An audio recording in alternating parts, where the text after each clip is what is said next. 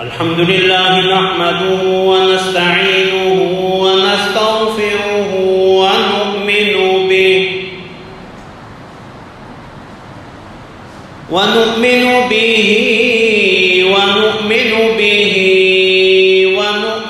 به ونتوكل عليه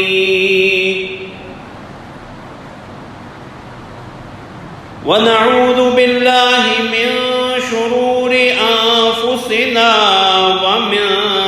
سيئات أعمالنا من يهده الله فلا مضل له ومن يضلل فلا هادي له ونشهد أن لا إله إلا الله وحده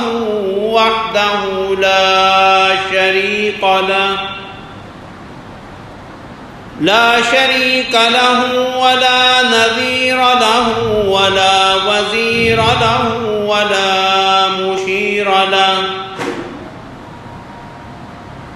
ولا مثل له ولا مثال له ولا مثيل له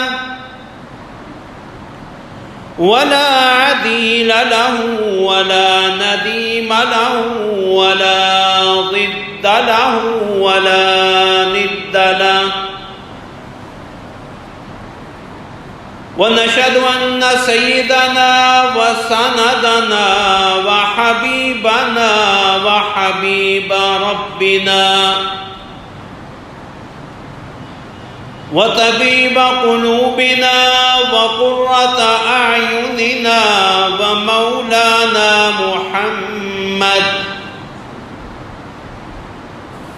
ومولانا محمدا عبده ورسوله أما بعد فأعوذ بالله من الشيطان الرجيم بسم الله الرحمن الرحيم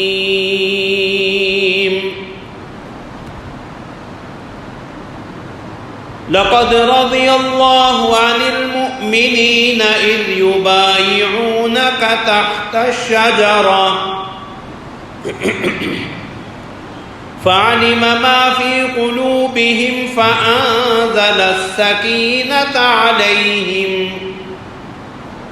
فأنزل السكينة عليهم وأثابهم فتحا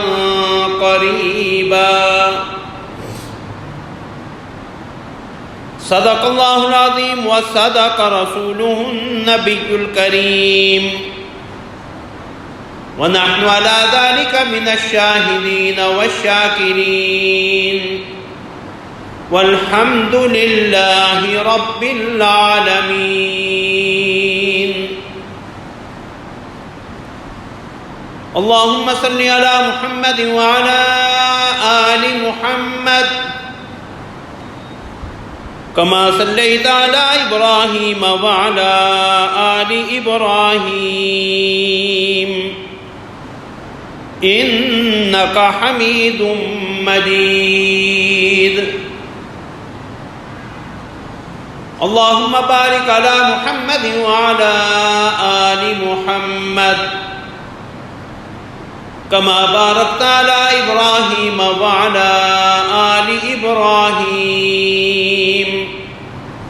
إنك حميد مجيد سبحانك لا علم لنا إلا ما علمتنا إنك أنت العليم الحكيم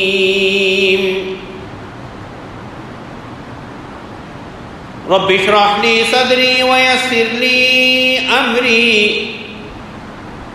واحلل عقدة من لساني يفقهوا قولي اللهم انفعنا بما علمتنا وعلمنا ما ينفعنا وزدنا علما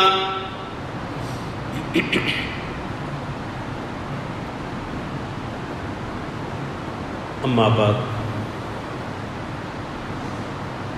حضرات محترم، اللہ رب العزت کے مقرر کردہ 4 حرمت والے مہینوں میں سے ماہ ذوالقعدہ اپنے نصف کو پہنچ رہا ہے۔ ذوالقعدہ، ذوالحج، محرم، یہ 3 اکٹھے حرمت والے مہینے ہیں، اور چوتھا مہینہ حرمت والا رجب کا مہینہ ہے۔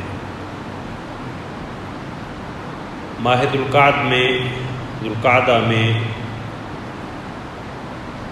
رسول اللہ صلی اللہ علیہ وسلم کی سیرت طیبہ کا ایک انتہائی اہم واقعہ، جسے صلح حدیبیہ یا بیعت رضوان سے تعبیر کیا جاتا ہے، وہ وقوع پذیر ہوا۔ تو اسی مناسبت سے آج صلح حدیبیہ کے پس منظر اہم واقعات، بیعت رضوان اور اس میں شریک حضرات کے مقام و مرتبہ اور صلح حدیبیہ کے ثمرات و برکات کے حوالے سے گفتگو کرنے کا ارادہ ہے۔ دعا کریں اللہ رب العزت مجھے حق بات احسن پیرائی میں کہنے کی توفیق عطا فرمائیں، جو میں کہوں آپ سنیں، اللہ ہم سب کو عمل کی توفیق عطا فرمائیں۔ رسول اللہ صلی اللہ علیہ وسلم نے خواب دیکھا، اور اس خواب میں رسول اللہ صلی اللہ علیہ وسلم نے دیکھا کہ آپ اپنے حضرات صحابہ کے ساتھ مکہ مکرمہ تشریف لے گئے ہیں، اور وہاں مسجد حرام میں داخل ہوئے ہیں، بیت اللہ کا طواف کیا ہے، عمرہ کیا ہے، اور کچھ صحابہ نے بال منڈوائے ہیں اور کچھ نے چھوٹے کروائے ہیں۔ تو رسول اللہ صلی اللہ علیہ وسلم کے اس خواب کا تذکرہ یا ذکر اللہ رب العزت نے سورہ فتح میں ہی فرمایا، لَقَدْ صَدَقَ اللَّهُ رَسُولَهُ الرُّؤْيَا بِالْحَقِّ، بے شک اللہ نے اپنے پیغمبر کو سچا صحیح خواب دکھایا۔ لَتَدْخُلُنَّ الْمَسْجِدَ الْحَرَامَ إِنْ شَاءَ اللَّهُ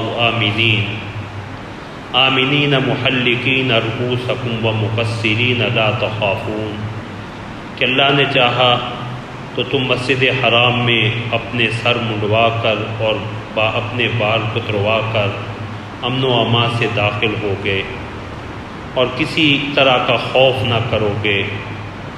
فَعَلِمَ مَا لَمْ تَعْلَمُوا فَجَعَلَ مِن دُونِ ذَلِكَ فَتْحًا قَرِيبًا، جو بات تم نہیں جانتے تھے اس کو معلوم تھی، سو اس نے اس سے پہلے ہی جلد فتح کرا دی۔ تو رسول اللہ صلی اللہ علیہ وسلم نے خواب دیکھا، اور اس خواب کا جب حضرات صحابہ سے تذکرہ کیا تو حضرات صحابہ کا بھی بیت اللہ کی زیارت اور عمرے کا شوق تازہ ہوا۔ تو رسول اللہ صلی اللہ علیہ وسلم اپنے صحابہ کے ساتھ یکم ذوالقعدہ سن 6 ہجری میں، ہجرت کے 6 سال یکم ذوالقعدہ کو رسول اللہ صلی اللہ علیہ وسلم اپنے 1400 اور بعض روایات میں 1500 صحابہ کرام کے ساتھ عمرہ کی نیت سے نکلے ہیں۔ احرام باندھا، قربانی کے جانور بیت اللہ میں حرم میں جا کے قربان کرنے کے لیے وہ ساتھ لیے، اور رسول اللہ صلی اللہ علیہ وسلم کے احرام میں جانے کا مقصد ہی یہی تھا کہ قریش کو جب ہمارے احرام میں آنے کا پتہ چلے گا تو وہ مزاحمت نہیں کریں گے، اور ہم لڑائی کی نیت سے، جنگ کی نیت سے جا نہیں رہے۔ اگر جنگ کی نیت سے ہوتے تو احرام نہ باندھتے، قربانی کے جانور ساتھ نہ لیتے۔ تو جب انہیں اس چیز کا علم ہوگا تو وہ ہمیں بیت اللہ میں داخلے سے روکیں گے نہیں، اور مسلمان عمرہ کی ادائیگی کے بعد جو ہے وہ واپس آ جائیں گے۔ رسول اللہ صلی اللہ علیہ وسلم نے بشر ابن سفیان رضی اللہ تعالی عنہ کو حالات سے آگاہی اور رسول اللہ صلی اللہ علیہ وسلم کو قریش کے رد عمل سے آگاہ کرنے کے لیے آگے بھیجا۔ جب رسول اللہ صلی اللہ علیہ وسلم غدیر اشتات نامی جگہ پہ پہنچے، اشتات جگہ ہے، غدیر کنویں کو کہتے ہیں، یہاں پڑاؤ ڈالا تو بشر ابن سفیان رضی اللہ تعالی عنہ کی طرف سے جو ہے وہ پیغام ملا کہ قریش آپ کے اس ارادہ سے بڑے برہم ہیں، وہ بڑے جوش میں ہیں اور وہ تو جنگی تیاریوں میں مصروف ہیں۔ تو رسول اللہ صلی اللہ علیہ وسلم نے ارشاد فرمایا، قریش کا برا ہو، انہیں جنگوں نے نگل لیا ہے، کاش وہ مجھے میرے حال پہ چھوڑ دیں، اگر جو ہے میں دیگر قبائل پہ، عرب کے دیگر قبائل پہ فتح پاؤں تو یہ انہی کی فتح ہوگی، اور اگر کوئی دوسری صورتحال پیش آئے تو انہیں مجھ سے لڑنے کی ضرورت ہی نہیں رہے گی۔ اور بشر ابن سفیان رضی اللہ تعالیٰ عنہ نے یہ بھی اطلاع بھجوائی کہ خالد ابن ولید جو اس وقت ایمان نہیں لائے تھے، وہ 200 گھڑ سواروں کا دستہ لے کے مسلمانوں کا راستہ روکنے کے لیے نکل پڑے ہیں۔ تو رسول اللہ صلی اللہ علیہ وسلم نے عام معمول کا راستہ چھوڑ کے دوسرے راستے سے حدیبیہ نامی جگہ پہ پہنچے۔ یہ مکہ مکرمہ سے 9 میل کے فاصلے پہ ہے، اور یہ حدیبیہ یہاں اصل میں کنواں تھا جس کی وجہ سے اس کا نام حدیبیہ جو ہے، اور اب اسے شمیسی کا نام دیا جاتا ہے۔ اور حدیبیہ کا آدھا حصہ جو ہے وہ حدود حرم میں ہے اور آدھا حصہ حرم سے باہر ہے۔ رسول اللہ صلی اللہ علیہ وسلم کا جو پڑاؤ تھا وہ حرم کی حدود سے باہر تھا، حل میں تھا، لیکن نماز کی ادائیگی میں کے لیے رسول اللہ صلی اللہ علیہ وسلم حرم والی حدود میں چلے جاتے، اور اسی کو بنیاد بناتے ہوئے حضرات علماء نے لکھا ہے کہ مسجد حرام میں یا مکہ مکرمہ میں جو نماز کا اجر و ثواب لاکھ نماز کا ہے، وہ صرف مسجد حرام کے ساتھ خاص نہیں ہے بلکہ پورے حرم کے ساتھ اللہ رب العزت کے فضل و کرم کی وجہ سے عام ہے۔ تو جب حدیبیہ کے آغاز میں رسول اللہ صلی اللہ علیہ وسلم ابتدائی علاقہ میں پہنچے تو رسول اللہ صلی اللہ علیہ وسلم کی اونٹنی جو ہے وہ بیٹھ گئی۔ رسول اللہ صلی اللہ علیہ وسلم نے اسے اٹھانا چاہا لیکن اونٹنی اٹھنے میں نہ آئی، تو حضرات صحابہ نے کہنا شروع کر دیا کہ خلعت القصوہ، خلعت القصوہ، قصوہ رسول اللہ کی اونٹنی کا نام ہے کہ قصوہ بیٹھ گئی اور یہ آگے چلنے کو تیار نہیں۔ تو رسول اللہ صلی اللہ علیہ وسلم نے فرمایا کہ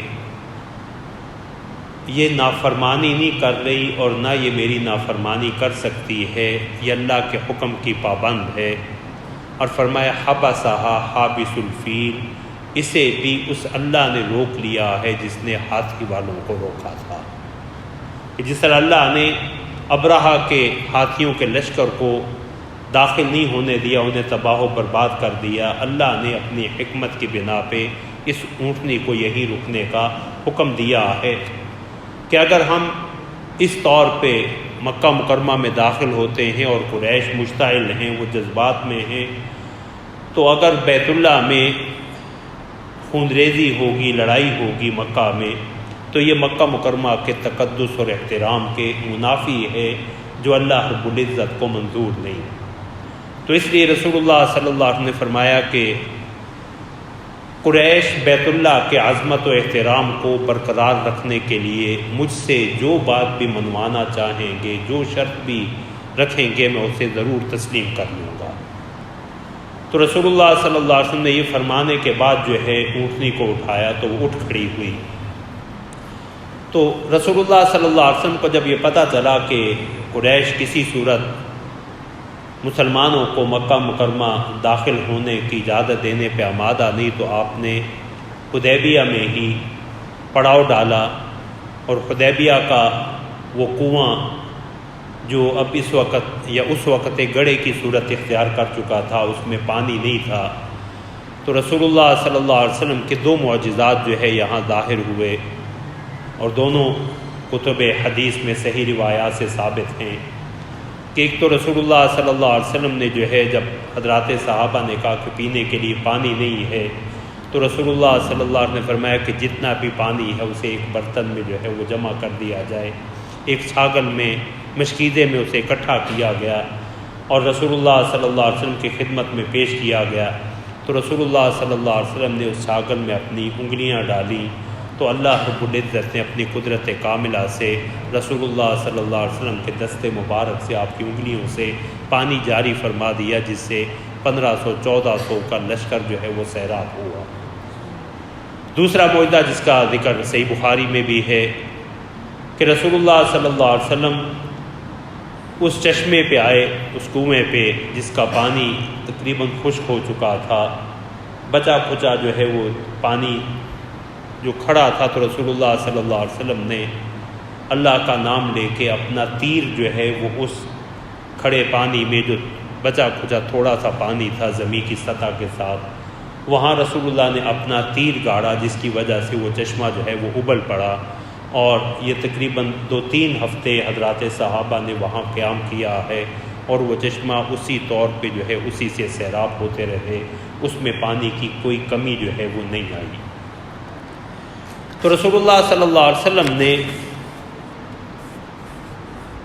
حضرات صحابہ سے بھی یہی کہا کہ ہمارا مقصود چونکہ لڑائی نہیں ہے تو ہم لڑائی نہیں کرنا چاہتے، تو قریش کو پیغام بھیجا گیا کہ ہم لڑائی کے لیے نہیں آئے، ہمارا مقصود جو ہے وہ صرف عمرہ کرنا ہے۔ رسول اللہ صلی اللہ علیہ وسلم نے اپنے ایک قاصد کو جو ہے وہ بھیجا، جب وہ وہاں پہنچے تو رسول اللہ صلی اللہ علیہ وسلم نے جس صحابی کو بھیجا تو غالباً خراش ابن امیہ رضی اللہ تعالی عنہ ہیں، تو رسول اللہ صلی اللہ علیہ وسلم نے انہیں پیغام بھیجا کہ ہمارا مقصود جو ہے وہ یہاں صرف اور صرف عمرے کے لیے آنا ہے، ہمارا مقصود جو ہے یہاں لڑائی نہیں۔ لیکن انہوں نے رسول اللہ صلی اللہ علیہ وسلم کے اس قاصد کے اونٹ کو ذبح کر ڈالا، قتل کر ڈالا، اور ان کے قتل کے بھی درپے ہوئے، اور یہ رسول اللہ صلی اللہ علیہ وسلم کی خدمت میں جان بچا کے حاضر ہوئے۔ تو رسول اللہ صلی اللہ علیہ وسلم نے جو ہے کسی اور کو قاصد بنا کے بھیجنا چاہا، حضرت عمر رضی اللہ تعالیٰ عنہ کو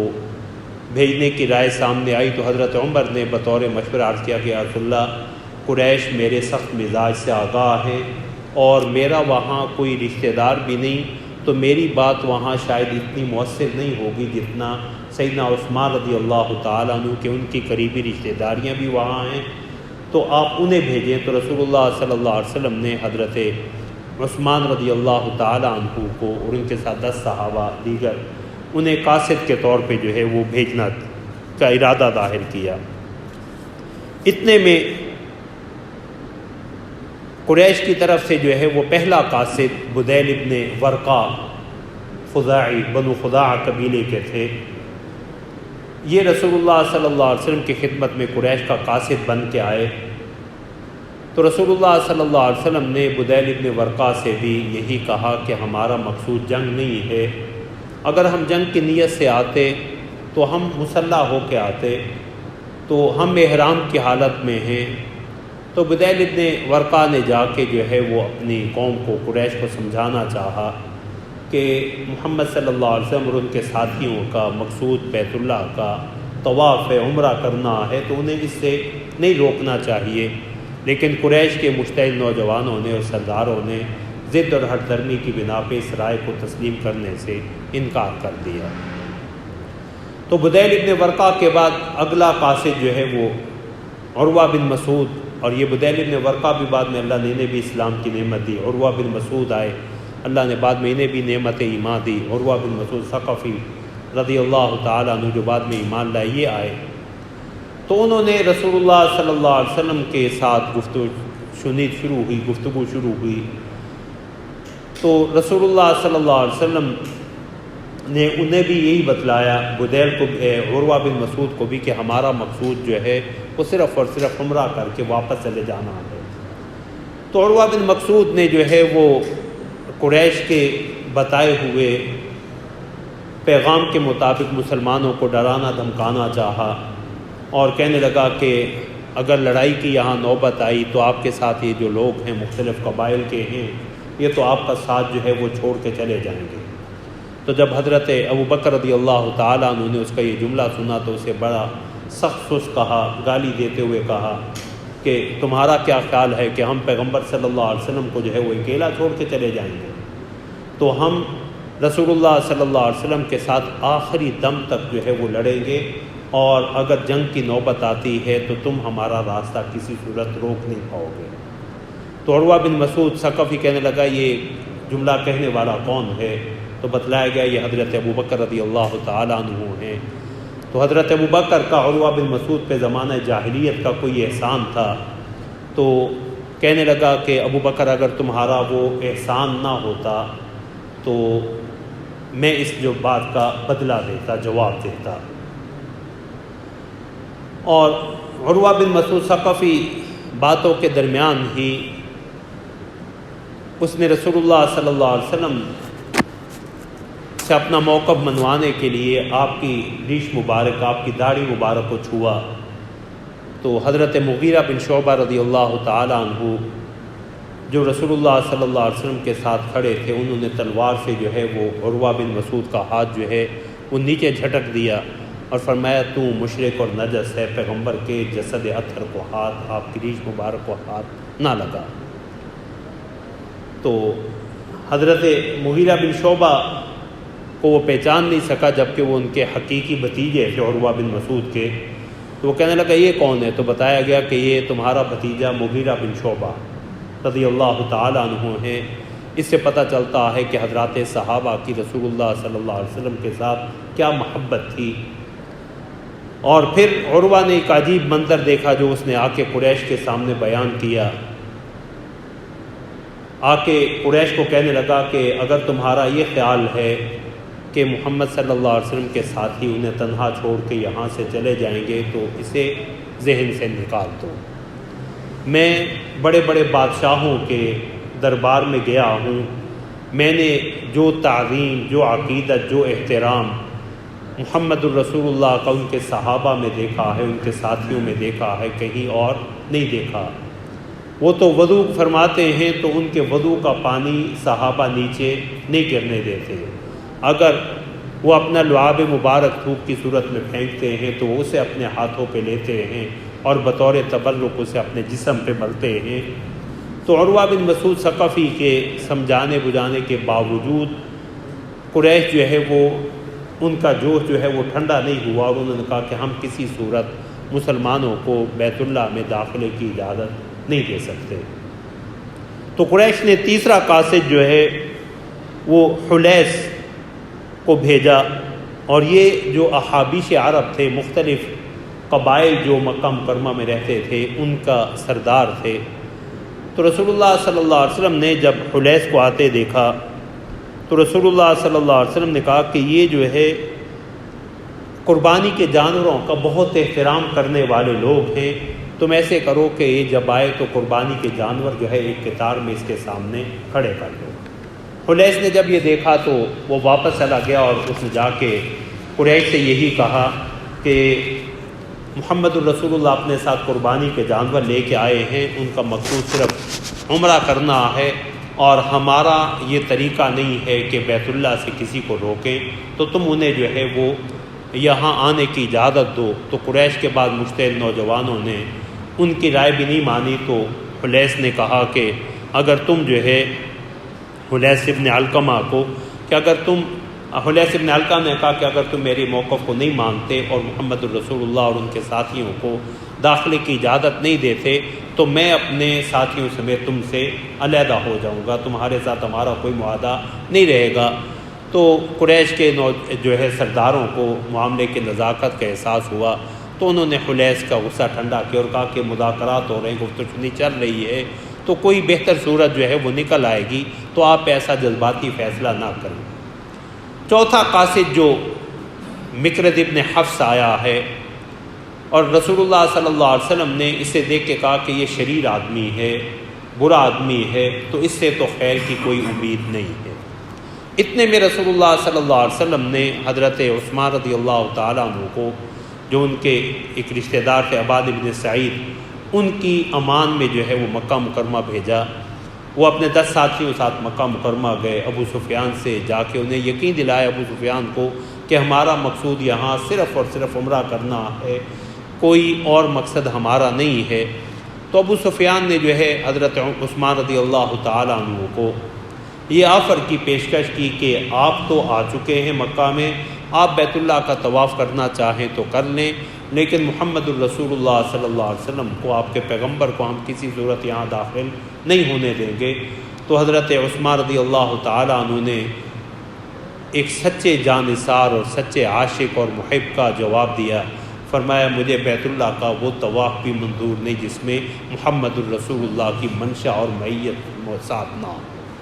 معلوم ہوا کہ عبادت اصل میں رسول اللہ صلی اللہ علیہ وسلم کے طریقے اور منشا کے مطابق اللہ کو راضی کرنے کا نام ہے، تو فرمایا مجھے یہ طواف بھی منظور نہیں۔ تو ابو سفیان نے مشتعل ہو کے جو ہے وہ حضرت ابو سفیان اور ان کے ساتھیوں کو جو ہے وہ قید کرنے کا، گرفتار کرنے کا حکم دیا۔ اتنے میں رسول اللہ صلی اللہ علیہ وسلم کے پاس جو ہے وہ یہ خبر پہنچی کہ حضرت عثمان رضی اللہ تعالیٰ عنہ معاذ اللہ شہید کر دیے گئے۔ تو رسول اللہ صلی اللہ علیہ وسلم نے حضرات صحابہ سے جو ہے وہ بیعت لی۔ تو رسول اللہ صلی اللہ علیہ وسلم نے بیعت جو ہے حضرات صحابہ کہتے کہ ہم نے رسول اللہ سے موت پہ بیعت لی، موت پہ رسول اللہ نے ہماری بیعت لی کہ ہم عثمان رضی اللہ تعالیٰ عنہ کا بدلہ لیے بغیر واپس نہیں جائیں گے۔ اور یہاں خون عثمان کی رضی اللہ تعالیٰ عنہ کی قیمت کا بھی پتہ چلتا ہے کہ رسول اللہ صلی اللہ علیہ وسلم اپنے 1400-1500 صحابہ کو جو ہے وہ سیدنا عثمان کا بدلہ لینے کے لیے قربان کرنے پہ تیار ہیں کہ ہم عثمان کا بدلہ لیے بغیر کسی صورت واپس نہیں جائیں گے۔ اتنے میں مکرد ابن حفص کے بارے میں رسول اللہ صلی اللہ علیہ وسلم نے بتلایا تھا کہ یہ برا آدمی ہے، اس نے کوشش کی، اپنے 50 گھڑ سوار کے دستے کے ساتھ آیا اور مسلمانوں پہ حملہ آور ہونا چاہا۔ مسلمانوں نے ان 50 آدمیوں کو جو ہے وہ گرفتار کر لیا اور مکرز جان بچا کے جو ہے وہ بھاگ گیا، لیکن مسلمانوں کے ہاتھ بھی قریش کے 50 آدمی قیدی کی صورت میں آ گئے۔ اور جب عروہ بن اسی دوران جو ہے وہ قریش کی طرف سے جو ہے آخری قاصد جو ہے وہ سہیل ابن عمر آئے ہیں، سہیل ابن عمر، اور رسول اللہ صلی اللہ علیہ وسلم نیک فالی کو پسند فرماتے تھے۔ سہیل چونکہ سہولت سے ہے، آسانی سے، تو فرمایا سہیل آیا ہے، تمہارا کچھ معاملہ اللہ آسان فرما دیں گے۔ تو گفت و شنید کے درمیان ہی سہیل ابن عمر کے ساتھ جب گفتگو ہو رہی تھی اور یہ خبر پہنچی کہ حضرت عثمان کو شہید کر دیا گیا، تو رسول اللہ صلی اللہ علیہ وسلم نے حضرت عثمان رضی اللہ تعالیٰ عنہ کے قتل کا بدلہ لینے کے لیے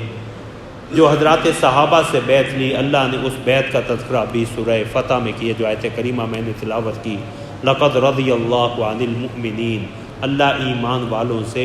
راضی ہو گیا، اذ یبایعونک تحت الشجرہ، جب وہ درخت کے نیچے آپ کی بیعت کر رہے تھے، فعلم ما فی قلوبہم، تو ان کے دلوں میں جو خلوص تھا، جو صدق تھا، جو ایمان تھا، وہ اللہ نے جان لیا، فانزل السکینۃ علیہم، تو اللہ نے ان پہ تسلی نازل فرمائی، واصابہم فتحا قریبا، اور انہیں جلد فتح عنایت کی۔ یہ فتح جو ہے حضرات مفسرین نے لکھا ہے فتح خیبر کی، کہ صلح حدیبیہ کے فوراً بعد ہی اللہ رب العزت نے مسلمانوں کو خیبر کی فتح سے نوازا، جس میں بہت سا مال غنیمت مسلمانوں کے ہاتھ آیا۔ اور یہ بیعت رضوان جو ہے، اس میں جتنے بھی صحابہ شریک تھے، اللہ نے سب سے اپنی رضا کا اعلان فرما دیا۔ سہیل ابن عمر نے جب مسلمانوں کا یہ جوش اور جذبہ دیکھا تو اسے اس چیز کا اندازہ ہو گیا کہ مسلمانوں کو روکنا اب ان کے بس کی بات نہیں ہے۔ تو سہیل ابن عمر نے چند شرائط پیش کی، اور چونکہ رسول اللہ صلی اللہ علیہ وسلم اور آپ کے صحابہ کے ہاتھ بھی قریش کے 50 آدمی آ چکے تھے، لہذا حضرت عثمان کو یا ان کے 10 ساتھیوں کو کوئی نقصان پہنچانا اب قریش کے بس کی بات نہیں تھی، تو یہی طے پایا کہ وہ حضرت عثمان رضی اللہ تعالیٰ عنہ کو اور ان 10 ساتھیوں کو رہا کریں گے، اور رسول اللہ ان 50 قریش کے نوجوانوں کو جو ہے وہ آزاد کر دیں گے، رہا کر دیں گے۔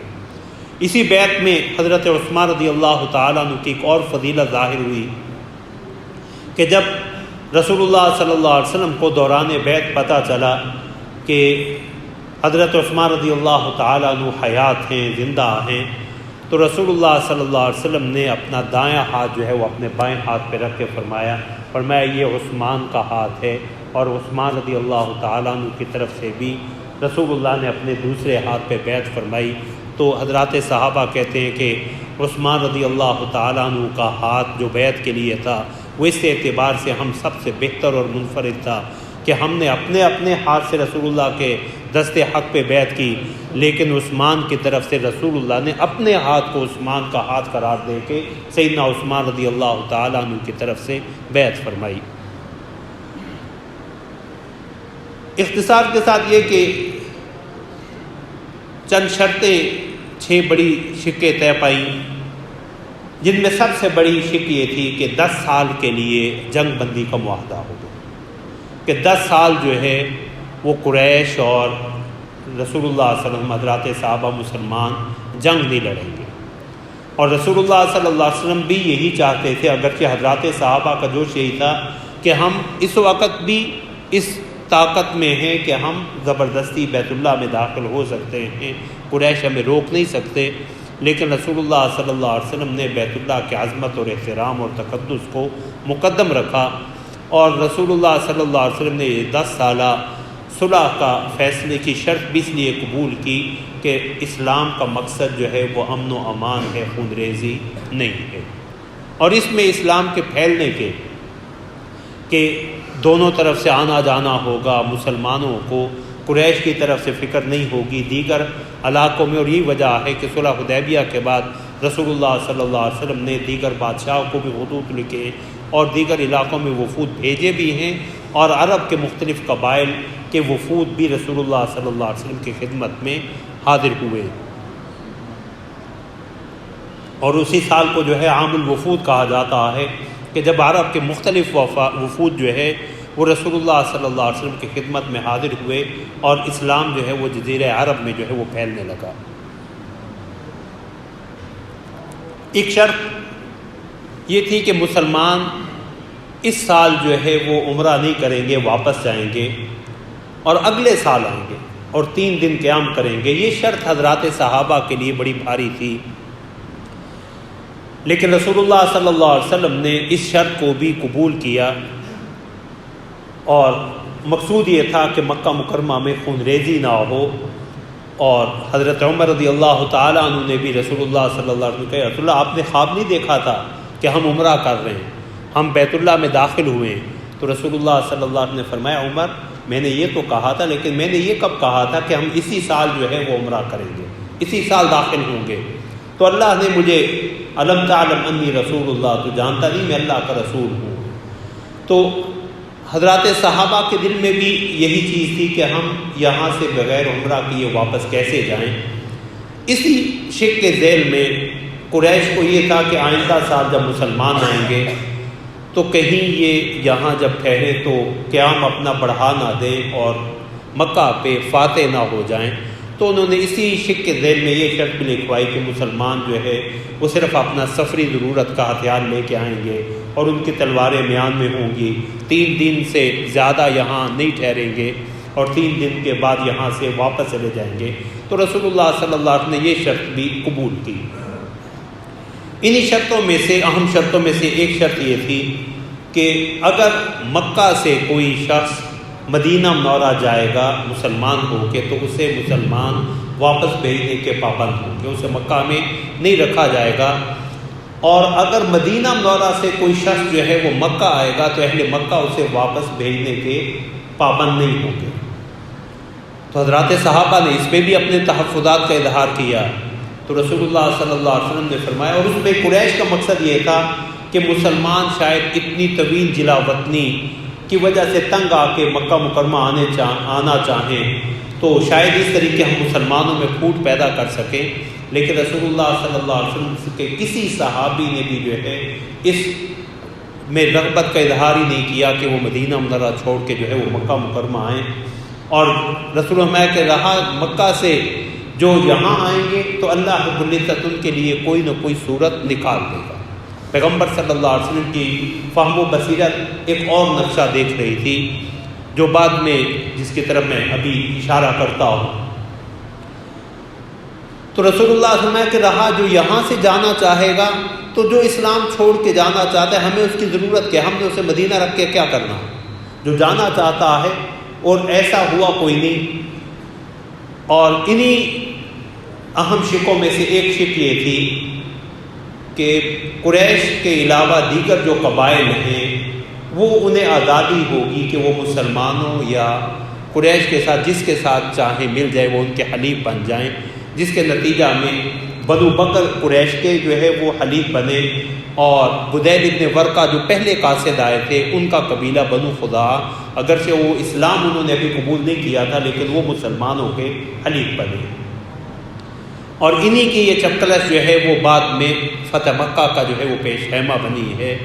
اور اس معاہدے میں رسول اللہ صلی اللہ علیہ وسلم نے یہ کہا کہ ہمارے حلیفوں کو بھی وہی حقوق حاصل ہوں گے جو ہمیں حاصل ہیں. اور رسول اللہ نے ایک جملے کا اضافہ فرمایا کہ جو تمہارے حقوق ہے ویسے ہی حقوق ہمیں ہوں گے. اور کسی بھی فریق کے حلیف کے ساتھ جو ہے وہ جنگ اس فریق کے ساتھ جنگ جو ہے وہ شمار ہوگی. اب رسول اللہ صلی اللہ علیہ وسلم نے یہ صلح نامہ حضرت علی رضی اللہ تعالیٰ عنہ کو جو ہے وہ لکھنے کا حکم دیا. حضرت علی رضی اللہ تعالیٰ عنہ بسم اللہ الرحمن الرحیم لکھا تو سہیل ابن عمر نے یہاں بھی اپنی ضد دکھائی کہ نہیں ہمیں بسم اللہ الرحمن الرحیم ہم نہیں جانتے، ہمارے ہاں تو رائج بسمک اللہم ہے، اب وہ لکھے. تو رسول اللہ نے اسے بھی منظور کر لیا. اور یہ رسول اللہ صلی اللہ علیہ وسلم کی اور اسلام کی امن پسندی کہ رسول اللہ صلی اللہ علیہ وسلم چاہتے تھے کہ کسی صورت جو ہے وہ بیت اللہ کا احترام اور تقدس جو ہے وہ جنگ کی صورت میں پامال نہ ہو. اور معاہدہ میں یہ جب لکھا گیا ھذا ما قاد علیہ محمد الرسول اللہ یا ما صالح علیہ محمد الرسول اللہ، یہ وہ صلح نامہ ہے جو محمد الرسول اللہ نے قریش مکہ سے کیا. تو سہیل ابن عمر اور قریش کے دیگر سردار جو ان کے ساتھ آئے تھے وہ کہنے لگے کہ اسی پہ تو ہمیں اعتراض ہے، اگر ہم محمد الرسول اللہ مانیں تو آپ کو روکے کیوں؟ ہم آپ کی محمد بن عبداللہ کی حیثیت کو جانتے ہیں تو محمد الرسول اللہ کو مٹایا جائے. تو رسول اللہ صلی اللہ علیہ وسلم نے حضرت علی سے کہا تو حضرت علی رضی اللہ تعالیٰ عنہ میری دینی غیرت اس چیز کو گوارا نہیں کرتی کہ میں آپ کا رسول اللہ کا وصف جو ہے وہ مٹاؤں. تو رسول اللہ صلی اللہ علیہ وسلم نے حضرت علی سے کہا اچھا مجھے بتلاؤ کہاں ہے. تو خود رسول اللہ نے اس پہ جو ہے وہ سیاہی پھیر دی اور رسول اللہ صلی اللہ علیہ وسلم نے وہاں محمد بن عبداللہ لکھوا دیا اور فرمایا کہ تم مجھے مانو نہ مانو میں محمد بن عبداللہ بھی ہوں، اللہ کا رسول بھی ہوں، اگرچہ تم نے مجھے جھٹلایا ہے. اب یہاں بعض روایات میں آتا ہے کہ رسول اللہ صلی اللہ علیہ وسلم نے جو ہے وہ خود لکھا. اگر اس کا ثبوت ہو تو یہ معجزہ کے طور پہ کہ رسول اللہ صلی اللہ علیہ وسلم نے لکھا، لیکن حضرات مفسرین میں سے محدثین کی اکثریت کا کہنا یہ ہے کہ رسول اللہ صلی اللہ علیہ وسلم نے حضرت علی رضی اللہ تعالیٰ عنہ سے لکھوایا اور چونکہ لکھوانے کا حکم رسول اللہ کا تھا اس لیے رسول اللہ صلی اللہ علیہ وسلم کی طرف جو ہے وہ اس کی نسبت کر دی گئی. تو رسول اللہ صلی اللہ علیہ وسلم نے صلح کو قائم کرنے کے لیے بسم اللہ الرحمن الرحیم کے بجائے بسمک اللہم بھی اس پہ بھی آمادگی ظاہر کی اور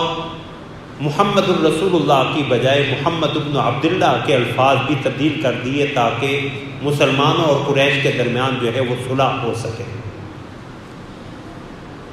اسی دوران سہیل ابن عمر جو قریش کی طرف سے بات چیت کو آگے بڑھا رہے تھے یا قریش کے لشکر کی قیادت کر رہے تھے، وفد کی قیادت کر رہے تھے، ان کا بیٹا ابو جندل رضی اللہ تعالیٰ عنہ جو ایمان لا چکے تھے، اور یہ اللہ کے فیصلے ہیں، یخرج الحی من المیت و یخرج المیت من الحی، زندہ سے مردہ کو نکال دے، مردہ سے زندہ کو نکال دے۔ باپ قریش کا اور کفار کا سرغنہ بن کے بات چیت کر رہا، اور بیٹے ایمان قبول کر چکا، اور سہیل بن عمر کے ایک بیٹے پہلے ہی ایمان لا چکے تھے غزوہ بدر کے موقع پہ، وہ مدینہ منورہ میں تھے، عبداللہ بن سہیل۔ ابو جندل جو ہے وہ بیڑیوں میں آئے، تو سہیل بن عمر نے جب دیکھا تو اپنے بیٹے کو مارنا پیٹنا شروع کر دیا۔ تو حضرات صحابہ کے لیے یہ چیز کسی صورت قابل قبول نہیں تھی، حضرات صحابہ کے جذبات مشتعل ہوئے۔ تو رسول اللہ صلی اللہ علیہ وسلم نے سہیل سے کہا کہ ابو جندل کو ہمارے ساتھ جو ہے وہ جانے کی اجازت دو۔ تو سہیل بن عمر کہنے لگا کہ نہیں، معاہدہ طے ہو چکا ہے۔ یہ پہلی شک ہی ہم دیکھتے ہیں کہ آپ جو ہے وہ اس معاہدے پہ کتنا پورا اترتے ہیں۔ اگر آپ ابو جندل کو ساتھ لے جائیں گے تو ہم اس معاہدے کو منظور ہی نہیں کرتے۔ تو رسول اللہ صلی اللہ علیہ وسلم نے صلح کی خاطر ابو جندل رضی اللہ تعالیٰ عنہ کو اس حالت میں بھی واپس جانے کا حکم دیا، اور یہ فرمایا کہ اصبر واحتسب، ابو جندل صبر کرنا، اللہ سے اس پہ اجر و ثواب کے طلبگار رہنا، اللہ رب العزت تیرے لیے ضرور، تیرے لیے اور دیگر کمزور مسلمانوں کے لیے ضرور کوئی صورت بنائیں گے، لیکن ہم چونکہ معاہدہ کر چکے ہیں، ہم معاہدے کی خلاف ورزی نہیں کر سکتے۔ یہ اسلام کی وہ اخلاقی اقدار ہیں کہ رسول اللہ صلی اللہ علیہ وسلم نے اس موقع پہ بھی ابو جندل رضی اللہ تعالیٰ عنہ کو جو ہے وہ واپس بھیجا، اور یہاں حضرت ابو جندل کی بھی جذبہ اطاعت اور اتباع کہ یا رسول اللہ آپ مجھے پھر ان مشرکین کے حوالے کر کے جا رہے ہیں، فرمایا اللہ تیرے لیے کوئی بہتر صورت بنا دے گا۔ اور پیغمبر صلی اللہ علیہ وسلم کی بصیرت کچھ اور دیکھ رہی تھی۔ ابو جندل واپس گئے، انہیں قید کر دیا گیا، اور جس آدمی کو نگران مقرر کیا، چوکیدار مقرر کیا، وہ ابو جندل کی تبلیغ سے وہ بھی مسلمان ہو گئے، اسے بھی قید خانے میں اس کے ساتھ ڈال دیا گیا۔ تیسرا آیا، وہ بھی مسلمان، یہاں تک کہ 70 افراد جو ہے وہ ابو جندل کے وہاں رہنے کی وجہ سے انہوں نے اسلام قبول کیا۔ انہی میں جو مکہ مکرمہ میں کمزور مسلمان تھے، ابو بصیر رضی اللہ تعالیٰ عنہ تھے، یہ کسی صورت بھاگ کے جو ہے وہ مدینہ منورہ آ گئے۔ تو قریش نے معاہدے کی اسی شک کی بنا پہ 2 قاصد بھیجے، اور رسول اللہ صلی اللہ علیہ وسلم کے پاس جو ہے کہ آپ اسے واپس بھیجیں ابو بصیر کو۔ تو رسول اللہ صلی اللہ علیہ وسلم نے اسی معاہدے کو مد نظر رکھتے ہوئے حضرت ابو بصیر کو ان دونوں افراد کے ساتھ جانے کا حکم دیا۔ اور یہاں بھی دیکھیں کہ حضرات صحابہ کا جذبہ اطاعت اور اتباع، آپ ان کے ساتھ چل دیے، لیکن راستے میں وہ ایک جگہ پہ انہوں نے پڑاؤ ڈالا، تو حضرت ابو بصیر رضی اللہ تعالیٰ عنہ نے ہیلے سے ایک کی تلوار لی، ایک کا سر قلم کر دیا، اسے قتل کر ڈالا۔ دوسرا بھاگ کے مدینہ منورہ آیا کہ میرے ساتھی کو تو ابو بصیر نے قتل کر دیا، اور میں جان بچا کے جو ہے وہ آپ کے پاس آیا ہوں۔ اتنے میں ابو بصیر بھی وہاں پہنچے، تو رسول اللہ صلی اللہ علیہ وسلم سے کہنے لگے کہ یا رسول اللہ، آپ نے تو معاہدے کے مطابق مجھے ان کے حوالے کر دیا تھا، میرا معاملہ تھا جو میں نے ان کے ساتھ کیا۔ تو رسول اللہ صلی اللہ علیہ وسلم نے فرمایا کہ اگر اس کے ساتھ کوئی جماعت ہوتی تو یہ تو جنگ کو بھڑکا دیتا۔ تو رسول اللہ صلی اللہ علیہ وسلم نے معاہدے کی پاسداری کرتے ہوئے ابو بصیر رضی اللہ تعالیٰ عنہ کو مدینہ منورہ رہنے کی اجازت نہیں دی۔ وہ مدینہ منورہ سے باہر ایک ایسی شاہراہ پہ انہوں نے الگ تھلگ اپنا قیام رکھا جو قریش کا تجارتی راہ گزر تھا۔ اب مکہ مکرمہ سے جتنے بھی مسلمان جو ہے کمزور مسلمان جنہیں موقع ملتا وہ آتے اور ابو بصیر کے ساتھ یہاں آ کے، اور قریش کے لیے ان کا تجارتی سفر جو ہے وہ بالکل غیر محفوظ ہو گیا۔ اور یہ بھی رسول اللہ صلی اللہ علیہ وسلم کی وہ جنگی حکمت عملی تھی یا آپ کی فہم و بصیرت تھی جو آپ نے حضرت ابو جندل سے کہا کہ ابو جندل اللہ تمہارے لیے کوئی صورت بنائیں گے، اور یہ وہ صورت تھی جو اللہ رب العزت نے بنائی کہ بالآخر 70 کے قریب اور بعض روایات میں 300 افراد جو ہے وہ ابو بصیر رضی اللہ تعالیٰ عنہ کے ساتھ یہاں جمع ہوئے، اور قریش کے لیے تجارتی سفر جو ہے وہ دشوار ہو گیا، اور انہوں نے رسول اللہ صلی اللہ علیہ وسلم کے پاس آ کے جو ہے وہ درخواست کی کہ آپ جو ہے اس معاہدے کی شک کو ہم خود ختم کرتے ہیں، آپ ابو بصیر اور ان کے ساتھیوں کو جو ہے مدینہ منورہ بلا لیں۔ رسول اللہ صلی اللہ علیہ وسلم کا والا نامہ خط گیا، سیدنا ابو بصیر رضی اللہ تعالیٰ عنہ اس وقت آخری زندگی کے آخری لمحات چل رہے تھے، رسول اللہ صلی اللہ علیہ وسلم کا خط مبارک لیا، اسے چوما، اپنی آنکھوں پہ رکھا اور اسی حالت میں اللہ کے پاس پہنچ گئے، اور باقی صحابہ جو ہے وہ مدینہ منورہ جو ہے وہ آ گئے۔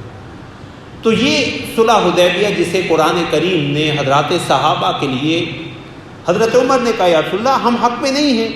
آپ سچے پیغمبر نہیں ہیں، ہم اتنی کمزور شرطوں پہ صلح کیوں کر رہے ہیں؟ تو پیغمبر صلی اللہ علیہ وسلم نے فرمایا الم تعلم انی رسول اللہ، عمر تجھے نہیں پتا میں اللہ کا رسول ہوں۔ سیدنا صدیق اکبر کے پاس گئے، انہوں نے بھی یہ کہا کہ عمر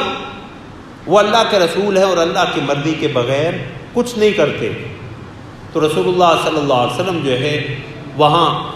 تقریباً 20 دن یا 2 ہفتے مختلف روایات قیام کے بعد مدینہ منورہ واپس آ رہے تھے، راستے میں اللہ رب العزت نے جو ہے وہ سورہ فتح کی ابتدائی آیات اتاری، انا فتحنا لک فتحا مبینا، بے شک ہم نے آپ کو فتح مبین عطا فرمائی۔ تو حضرت عمر نے کہا یا رسول اللہ یہی فتح مبین ہے؟ فرمایا ہاں یہی فتح مبین ہے۔ تو حضرت برا، حضرت جابر رضی اللہ تعالیٰ عنہ فرمایا کرتے تھے کہ ہم صلح حدیبیہ کو ہی فتح مبین کہتے تھے۔ اب رسول اللہ صلی اللہ علیہ وسلم نے جب یہ طے ہو گیا کہ ہم نے مکہ مکرمہ داخل نہیں ہو سکتے تو حضرات صحابہ سے کہا کہ تم احرام کھول دو، جانور ذبح کرو اور واپس چلنے کی۔ لیکن حضرات صحابہ مدینہ منورہ سے اتنا طویل سفر کر کے، اور آج کا مسلمان بھی بیت اللہ کا شوق اور مسجد حرام قریب ہو، جدا ہوتے ہوئے آج کا بے عمل مسلمان بھی پھوٹ پھوٹ کے روتا ہے، تو وہ تو حضرات صحابہ جو مکہ میں پلے بڑے تھے ان کے لیے کتنا دشوار تھا۔ تو رسول اللہ صلی اللہ علیہ وسلم کے بارہا کہنے کے باوجود وہ اس بات کے منتظر تھے کہ شاید اللہ کی طرف سے کوئی فیصلہ تبدیل ہو جائے۔ تو رسول اللہ اسی پریشانی کے عالم میں سیدہ ام سلمہ رضی اللہ تعالی عنہا رسول اللہ کی اہلیہ مبارکہ سفر میں ساتھ تھیں، ان کے خیمے میں آئے تو رسول اللہ صلی اللہ علیہ وسلم کی پریشانی کو بھانپتے ہوئے سیدہ ام سلمہ نے دریافت کیا، میں نے کہہ رہا ہوں کہ احرام کھول دو، انہیں میری بات سمجھ نہیں آ رہی، یہ اس پہ ذہنی طور پہ دلی طور پہ اسے قبول میرے فیصلے کو نہیں کر پا رہے مکہ مکرمہ کی محبت کی بنا پہ۔ تو سیدہ ام سلمہ رضی اللہ تعالی عنہا نے کہا یا رسول اللہ آپ انہیں یہ حکم نہ دیں، آپ باہر جائیں اور آپ اپنا جانور ذبح کر کے خود حلق کروا لیں۔ جب رسول اللہ صلی اللہ علیہ وسلم نے ایسا کیا تو سارے لشکر نے جو ہے وہ اپنے جانوروں کو قربان کیا اور حلق کروا لیا۔ اس میں بھی سیرت طیبہ کے ایک سبق کہ چھوٹوں سے بھی مشورہ لیا جا سکتا، بیوی سے بھی مشورہ لیا جا سکتا ہے۔ پیغمبر صلی اللہ علیہ وسلم نے یہاں بیوی کے مشورے پہ جو ہے وہ عمل کیا۔ ایک اور جو ہے وہ بڑا سبق اس میں جو فقہی مسئلہ کے طور پہ کہ اگر کوئی شخص احرام باندھ کے جائے اور کسی عذر اور بیماری کی بنا پہ یا کسی دشمن کے روکنے کی بنا پہ وہ مکہ مکرمہ میں نہ پہنچ سکے تو اس کا حکم بھی شریعت نے اسی طور پہ دے دیا کہ اپنا جانور جو ہے وہ ایک جانور بیت اللہ میں بھیجے جو وہاں دم کے طور پہ ذبح کیا جائے اور یہ احرام جو ہے وہ کھول دے۔ ایک اور سبق جو ہے جو ہمارے لیے انتہائی اہم ہے اس واقعہ میں کہ دین جذبات کی تسکین کا نام نہیں ہے، دین محمد الرسول اللہ کے اتباع کا نام ہے۔ ورنہ صحابہ کے تو جذبات یہی تھے کہ ہم اس پوزیشن میں ہیں کہ ہم زبردستی بھی بیت اللہ میں داخل ہو سکتے ہیں، طواف کر سکتے ہیں، عمرہ کر سکتے ہیں۔ لیکن جب رسول اللہ صلی اللہ علیہ وسلم نے حکم دیا تو حضرات صحابہ نے اپنے جذبات کو پس پش ڈالا اور رسول اللہ صلی اللہ علیہ وسلم کی اطاعت کو مقدم رکھا۔ تو دین اپنے جذبات کی تسکین کا نام نہیں بلکہ دین محمد الرسول اللہ کی اتباع کا نام ہے۔ اسی میں حضرات علماء نے بھی کہا ہے کہ صلح حدیبیہ میں ایک اور سبق ہمارے لیے کہ قائد اور لیڈر کی صفات کیا ہونی چاہیے۔ قائد ایسا نہ ہو جو بس آگ لگا دے اور پھر آگ پہ قابو بھی نہ پا سکے۔ لوگوں کے جذبات کو بھڑکانا یہ کوئی مشکل کام نہیں ہوتا۔ اصل قائد وہ ہوتا ہے جو لوگوں کے مشتعل جذبات کو ٹھنڈا کرے، وہ وقت ضرورت جذبات ابھارے بھی لیکن ان کے جذبات کو اعتدال پہ لانے کی صلاحیت بھی رکھتا ہو۔ رسول اللہ صلی اللہ علیہ وسلم نے 1400 صحابہ سے 1500 صحابہ پہ بیعت بھی لے لی کہ ہم حضرت عثمان کا بدلہ لیے بغیر واپس نہیں جائیں گے، لیکن پھر اسی جذبہ جہاد کو اپنی حکمت سے مدم بھی کر دیا اور اعتدال پہ بھی لے آئے کہ ہم انشاءاللہ اگلے سال آئیں گے، اور اللہ نے اسے ہی ہمارے لیے فتح قرار دیا ہے، کیونکہ یہ فتح مکہ کا پیش خیمہ بنے گی۔ اللہ اکبر۔ تو یہ چند اہم سبق تھے، اور اس میں سب سے بڑی چیز اسلام کی صلح جوئی کہ رسول اللہ صلی اللہ علیہ وسلم نے ابتدا میں یہ جملہ ارشاد فرما دیا کہ بیت اللہ کے تقدس و احترام کے لیے قریش مجھ سے جو چیز بھی منوانا چاہیں گے میں اسے مانوں گا۔ اور یہی پھر قرآن کریم میں سے انا فتحنا لک فتحا مبینا کہہ کے ابھی مکہ مکرمہ سے رسول اللہ صلی اللہ علیہ وسلم مدینہ منورہ نہیں پہنچے، راستے میں اللہ نے فتح مبین کی خوشخبری دے دی، پہلے فتح خیبر اور پھر فتح مکہ کا پیش خیمہ بھی۔ کہ اس شک میں یہ تھا، ایک شک یہ تھی کہ جو قریش کے حلیف ہوں گے وہ اور مسلمانوں کے جو حلیف ہوں گے ان کی باہم لڑائی بھی، ان دونوں گروہوں کی باہمی لڑائی سمجھی جائے گی، تو بنو بکر کے کچھ افراد نے بنو خزاعہ کے کچھ افراد کو قتل کیا، تو رسول اللہ صلی اللہ علیہ وسلم نے جو ہے وہ پیغام بھیجا کہ بنو بکر چونکہ تمہارے حریف ہیں لہذا تم جو ہے وہ دیت کا اہتمام کرو۔ تو قریش نے گھمنڈ میں آ کے کہہ دیا کہ نہیں ہم تو یہ نہیں کریں گے، تو رسول اللہ نے معاہدہ توڑنے کا اعلان کر دیا، فرمایا جب تم معاہدے کی پاسداری نہیں کر رہے تو ہماری طرف سے معاہدہ ختم سمجھو۔ اور پھر بعد میں قریش کو احساس ہوا کہ ہم سے بھول ہو گئی، غلطی ہو گئی، بڑی منتیں کی، لیکن رسول اللہ نے فرمایا نہیں تم نے پہل کی ہے، اب ہم اس معاہدے کو برقرار نہیں رکھیں گے۔ سن 6 ذوالقعدہ سن 6 ہجری میں صلح حدیبیہ ہے، اور رمضان سن 8 ہجری میں، صرف 2 سال کے مختصر عرصے میں اللہ نے فتح مکہ کی نعمت جو ہے وہ مسلمانوں کو عطا فرمائی۔ اور اذا جاء نصر اللہ والفتح ورأيت الناس يدخلون في دين الله افواجا فسبح بحمد ربك واستغفر انه كان توابا۔ تو رسول اللہ صلی اللہ علیہ وسلم کی سیرت طیبہ کا یہ اہم واقعہ ہمارے لیے کئی اہم سبق چھوڑ کے گیا کہ اسلام امن کا دین ہے، اسلام صلح کا دین ہے، اسلام خون ریزی کے لیے نہیں بلکہ اسلام جو ہے وہ اقامت عدل کے لیے آیا۔ اور اسلام کی تعلیمات کیا ہیں؟ وَلَا يَجْرِمَنَّكُمْ شَنَآنُ قَوْمٍ عَلَىٰ أَلَّا تَعْدِلُوا، دیکھو کسی قوم کی دشمنی تمہیں اس بات پہ آمادہ نہ کرے کہ تم عدل کا دامن چھوڑ دو۔ اعدلوا هو اقرب للتقوی، عدل سے کام لو، انصاف سے کام لو، یہی تقوی کے قریب تر ہے۔ اللہ ہمیں عمل کی توفیق عطا فرمائے۔ وآخر دعوانا الحمد